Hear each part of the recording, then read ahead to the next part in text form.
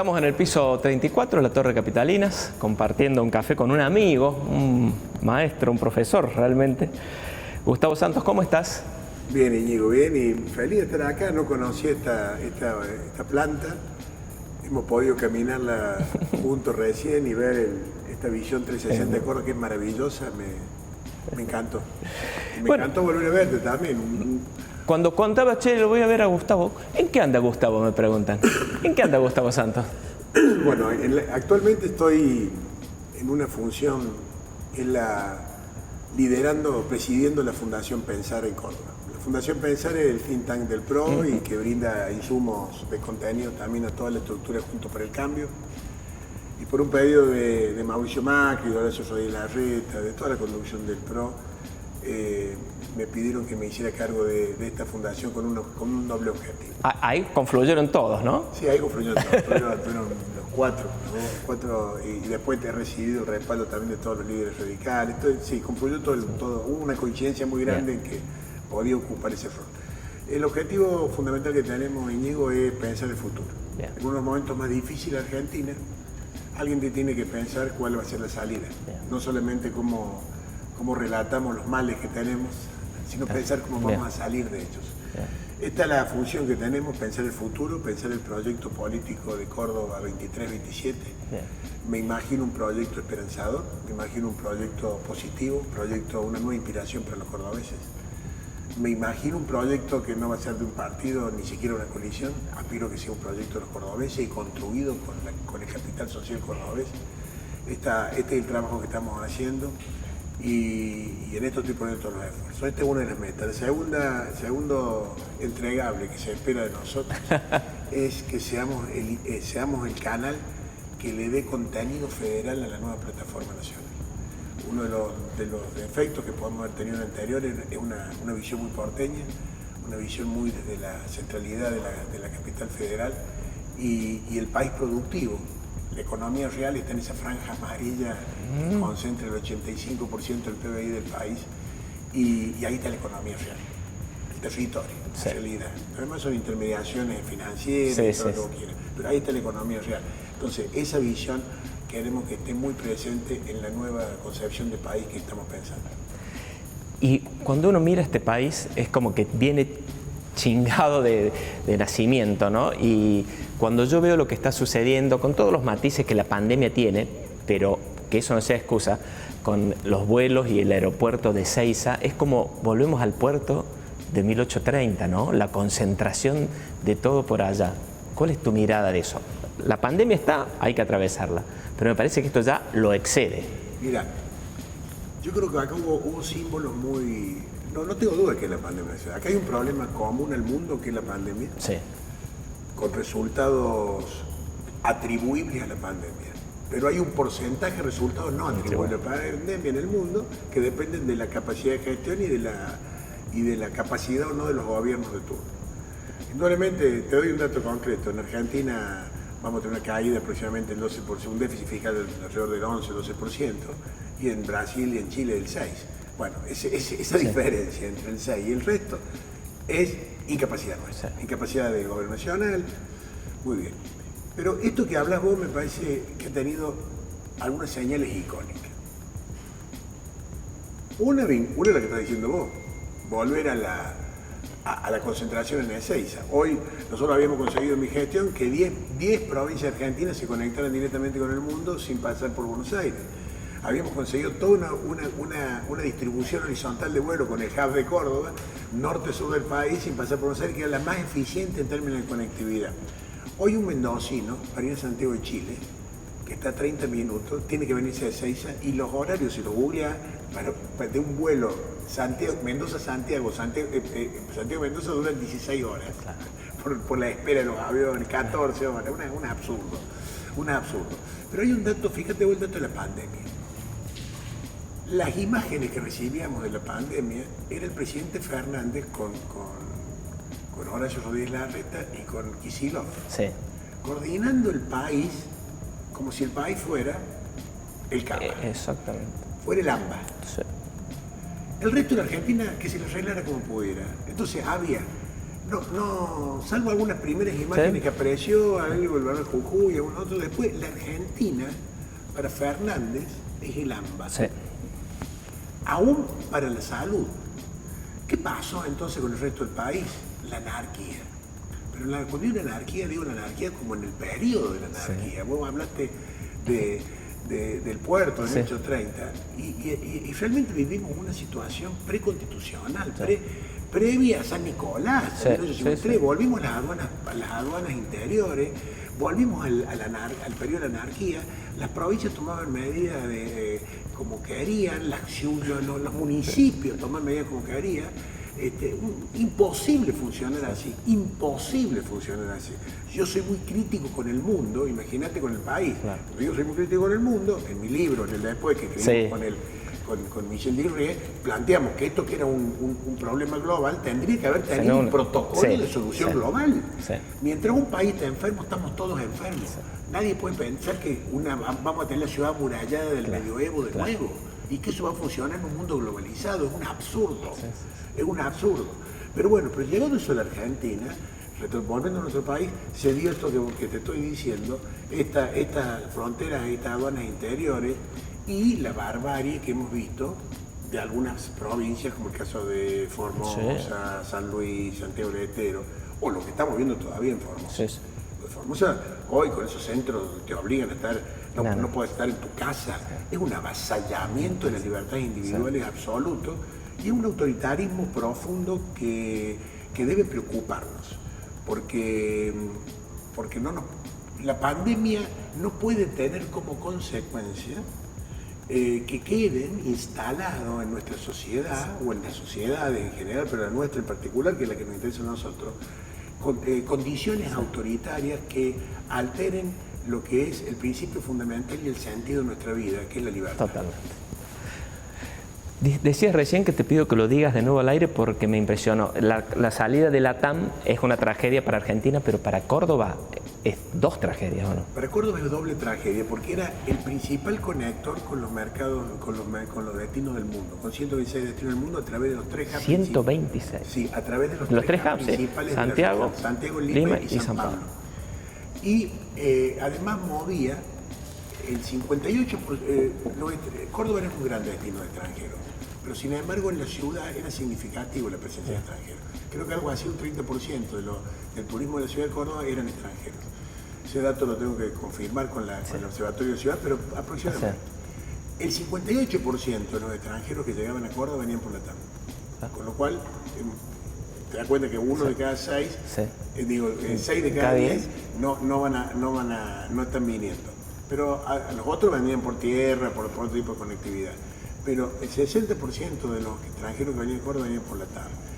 La TAM tenía su base, sus pilotos llenando los hoteles de Córdoba, eran clientes de la hotelería de Córdoba, de la gastronomía de Córdoba. Sí, el problema es estructural, Íñigo. No es un problema del aeropuerto solo, los hoteles solos, los eventos solos. Es un sistema. Es un sistema, y es un sistema. Y lo que tenemos que ser capaces de entender, primero, cómo funciona el turismo, que es dador en el país de 1.200.000 puestos de trabajo. 140.000 de esos en Córdoba, el 10% del empleo de Córdoba lo genera actividad. 1 de cada 10 puestos de trabajo del mundo. Cuarto complejo exportador de la Argentina. En mi gestión llegamos a tener 5.400 millones de dólares promedio de ingresos por turismo en el país y fuimos los número 1 de Sudamérica, 17, 18 y 19. Y en el 19 tuvimos el récord de 7.4 millones de turistas extranjeros y le sacamos 1 millón de turistas de diferencia a Brasil. Brasil tuvo 6.4, que fue el segundo. Imagínate lo que habíamos hecho. Todo eso se ha desmoronado. Hoy no hay una política de integración de fronteras. El 65 y el 70% del mercado internacional de Argentina son los países limítrofes. A ver, ¿esto no ameritaba una reunión del Mercosur más Chile para tomar un protocolo? ¿Por qué un brasilero sano que se hace un PCR en Guarulhos no puede entrar a Argentina? ¿Por qué un argentino sano que se hace un PCR en Ezeiza o en Córdoba, que yo quisiera que el aeropuerto de Córdoba estuviera abierto, no puede entrar a Chile o a Brasil? ¿Qué estamos pensando? ¿En qué mundo estamos viviendo? ¿Qué nos está pasando? estamos desconociendo, estamos pretendiendo encerrarnos todo y no entender que en todo caso tenemos que cuidar al factor de riesgo y en todo caso aislarnos los que hemos tenido el problema, pero dejar que la normalidad acontezca, apostar al empoderamiento ciudadano y a la libertad responsable. Todos ya sabemos cómo cuidarnos y cómo cuidar a los demás, ninguno nos queremos enfermar ni hacer daño al otro. Pero además de todo esto, una preocupación enorme que tengo es que este tipo de políticas de encerramiento a lo único que nos conducen es a profundizar la espiral de fracaso de la Argentina. Vos hablaste recién de un fracaso histórico y es absolutamente así. En los últimos 50 años, un país para empatar tiene que crecer al 1% del PIB per cápita al año, digamos. Para mantenerse Ahí. con el crecimiento poblacional. Exacto. Y para crecer un poquito, Sí. para crecer, tener una Sí. política de desarrollo entre 2 y 3%. Ahí está.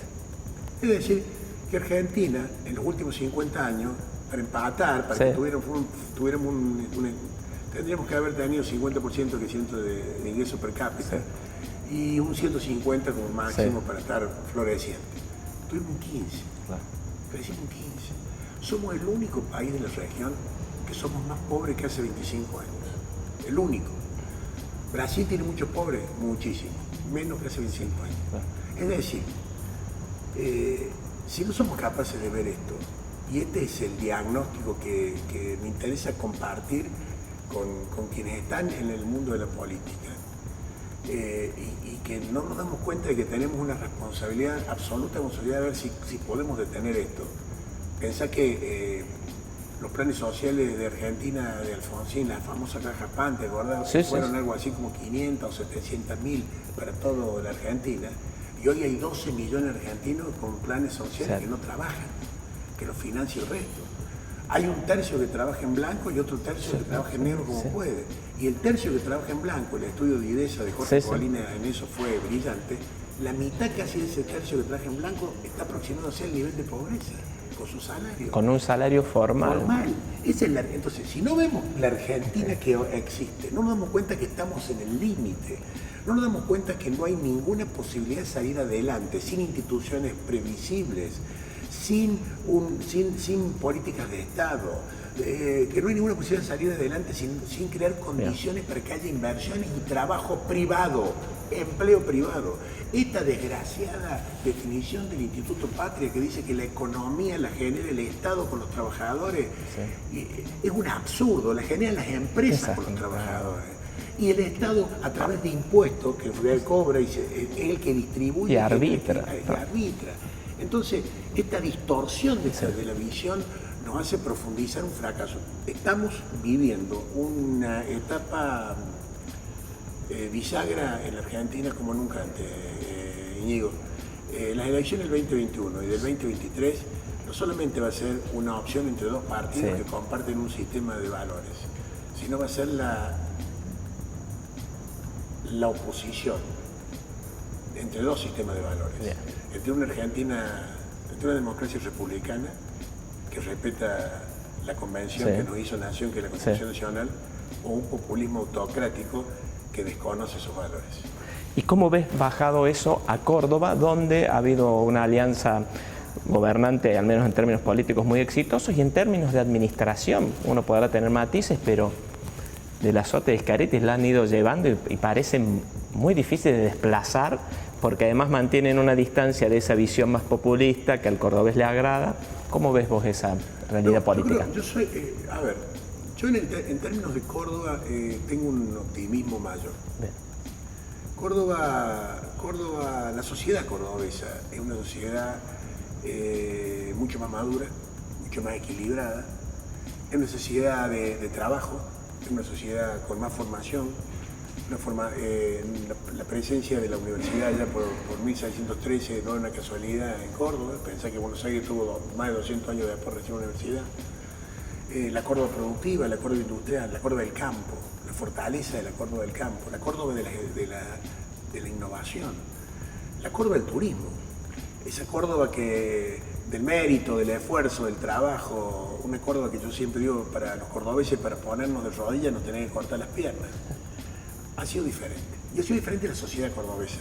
Y eso ha marcado que los políticos cordobeses y la política cordobesa es diferente. Entonces, el radicalismo cordobés fue diferente, el peronismo cordobés fue diferente, siempre. Sí. Lo fue Sabatini, lo fue Aqueló, y lo fue el eje de la Sota Schiaretti. ¿Qué está pasando hoy? Se está terminando un ciclo. Bien. En ese fin de ciclo, el gran desafío que tenemos los cordobeses es que ese fin de ciclo no signifique la pérdida de ese espíritu cordobés. Bien. El gran riesgo que yo veo es que nosotros se penetren en Córdoba factores autoritarios a los cuales los cordobeses no estamos acostumbrados. Hay una gran reacción en ese sentido. Más del 70% de los cordobeses descree del kirchnerismo y de su perfil autoritario. Detestamos los cordobeses que nos quieren poner un pie en la cabeza y nos quieren decir lo que tenemos que hacer. Nos sentimos la capital del interior y lo somos.